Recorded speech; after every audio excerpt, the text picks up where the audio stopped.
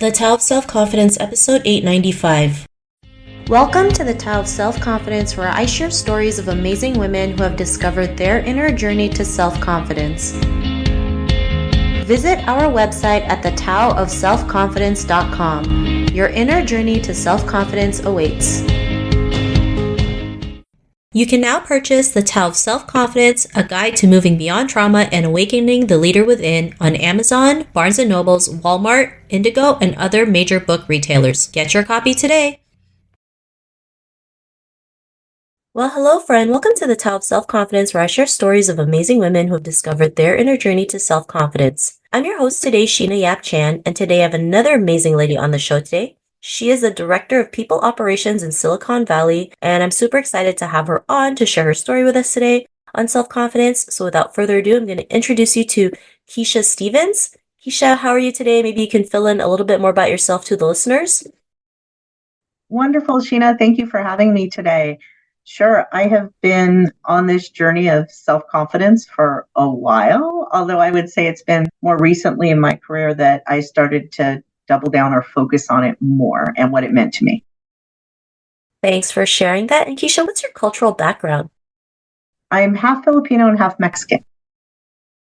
Thanks for sharing that. And Keisha, what'd be your favorite self-confidence quote? So probably my current one, and I will say that it has changed over the years, but currently mine is self-confidence is a superpower. Once you start to believe in yourself, magic starts happening. I love that quote, and it's so true. I mean, it really starts with believing in ourselves, because without that, we're not going to go out there and get uncomfortable and do the things that scare us, or we're going to end up resisting a lot or overthinking it. So having that belief is so important, and because it does become a superpower, because then we're going to go out there and take action. Regardless how many times we fall down, we'll keep getting back up until we hit it. So thanks for sharing that great quote. And in your own words, how do you define self-confidence? For me, I think it's one, it's something you live by. So, every day I think I get up and I try to give myself a boost about whatever I'm doing that day, about however I'm feeling about the day. And I'm like, okay, you could do this, and it's kind of that self-talk and that belief that you have the power to do whatever it is that you're trying to do. But then secondarily, I think that it's overcoming perceptions of what others think about your confidence or that might bring your confidence down. So I look at it as kind of a dual-edged sword. One of it is, how do you perceive yourself and how are you showing up?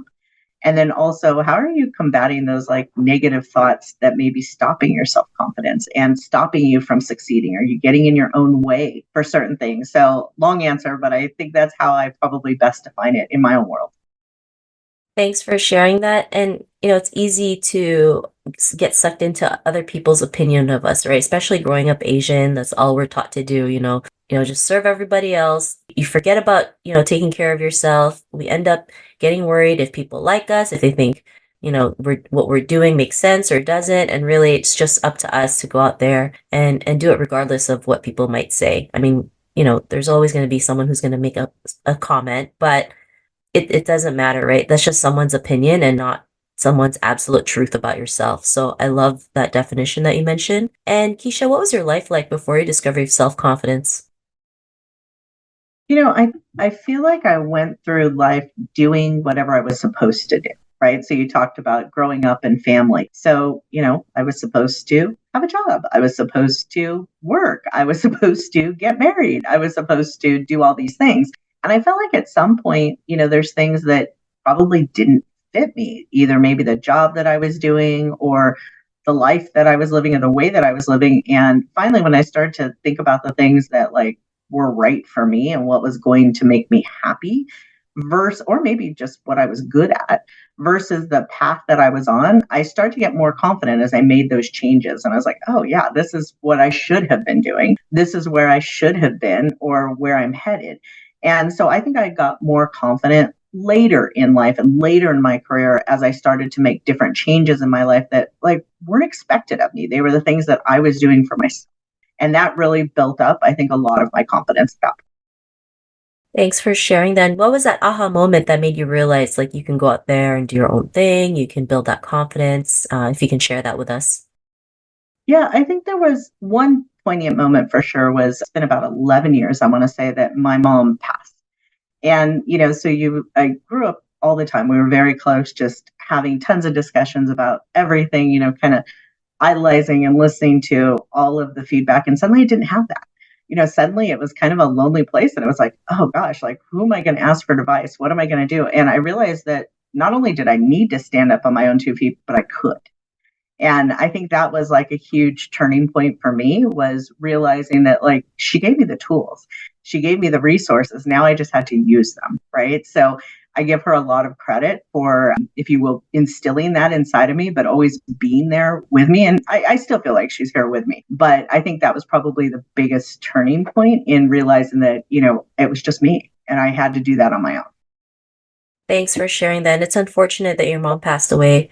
And, sometimes when a loved one passes away, we start, thinking about life. What do we want to do with it?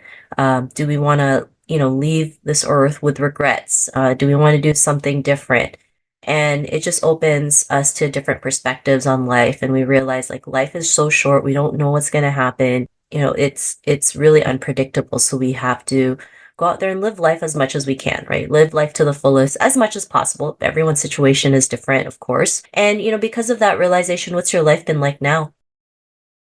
It's good. I mean, I think I do live my life with no regrets today. I think I try to hold myself with integrity, do the things that are going to, one, make me happy, that are perhaps right for, whatever I'm doing at work, that are right for my family, that are, just right for my life. And I try not to look back and go, God, I wish I would have made this decision instead.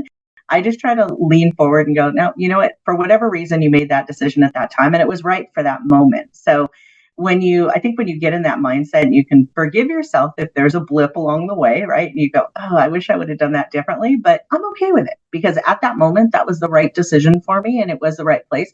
You do become more confident in your own decision making skills and your own thoughts about, how you're driving yourself, your life, your career, etc. So I think that helps as you're continuing through, is just giving yourself that grace and going, okay, maybe that was only 80% right, but at least I made a decision and I'm moving forward. Thanks for sharing that. And, I'm glad you're able to do things, to live life without regrets, to do what makes you happy. As easy as that sounds, not a lot of people do that, right? They still feel like there's a limit to their life, but you're here living life to the fullest as much as possible. So I really love that. And, to the woman who's listening to your episode, she may be in her own journey to self-confidence. What'd be that one tip you would give to her? Like, follow your gut. If there's something that you think you want to do or you think you can do, but you, for whatever reason, are holding back, like, why? Just try it. It might not, you may get partway through it and you're like, oh, wow, this was absolutely not anything that I thought I wanted to do. And you may be super successful and found some other path to a job, a family, a career, something else that, like, is very meaningful to you. But had you not tried it, you would never know. So I always tell people, like, just go for it, try it, research, do whatever you need to do to get comfortable, but try it. If you really feel that passionately about something, like, don't hold yourself back, just try it. And it doesn't mean anything if you decide that it turns out it's not for you. You can at least look back and say, you know what, I gave it a shot and here's where I am. And you learn something from, I feel like, every time you go down any path. And whether or not it's a success or maybe it's a failure, you learn something. So you're always going to take something positive from that experience. It just depends on how much you're willing to put yourself out there. Thanks for sharing that great tip. And I know it's not always easy to trust our gut, trust our instincts, because we love to second guess. But, it's a sign that it's taking us somewhere. And it may not always look like how we picture in our head, but as time passes by, you're going to look back and realize, oh, it had to happen that way for a reason. So I love that tip that you mentioned. And if our listeners wanted to get to know a little bit more about you and what you do, is there any links or social media profiles we can connect with? Yep, I'm definitely on LinkedIn. So if anybody would like to connect or if they would like to talk, feel free to reach out to me on my LinkedIn profile. Also, I do mentoring for women coming back to work, either from perhaps stepping away to have children, or perhaps they've been laid off during COVID. So always happy to mentor our women trying to return to work. Thanks for sharing that. And to our listeners, if you want to connect with Keisha, you can also head on over to thetaoofselfconfidence.com and search for Keisha's name. Her show notes will pop up along with everything else that we talked about. And I really just want to thank Keisha today for taking the time to share her story and tips with us on self-confidence. So thank you so much, Keisha. Thank you, Sheena. Thanks for having me. Not a problem. It was such an honor to have you on the show. And to our listeners, be on the lookout for another new episode of another amazing woman's journey to self-confidence. And we'll talk to you soon. Bye for now. Thank you for tuning in to another amazing episode of The Tao of Self-Confidence. You can order your copy of Asian Women Who Boss Up book by visiting our website at thetaoofselfconfidence.com. Your inner journey to self-confidence awaits.